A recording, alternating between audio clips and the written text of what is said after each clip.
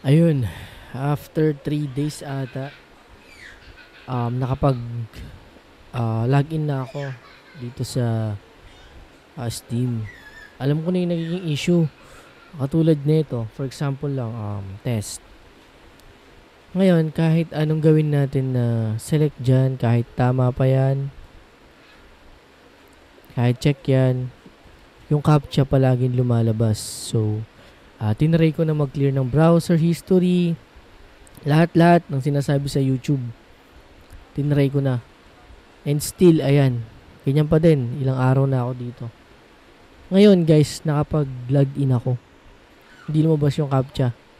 Sa wakas, after ilang araw, hindi nakakapaglaro ng Steam. Ito na yon. Ang ginawa ko ganito guys. Papakita ko yung screen. Ayan. Meron akong remote na Windows laptop. Never pa siya nakapag-access ng Steam.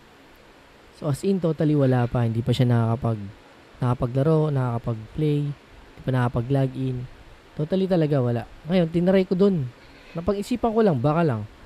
Ngayon, tinry ko mag-change dun ng password. Mag-login pala ng mag-login ng email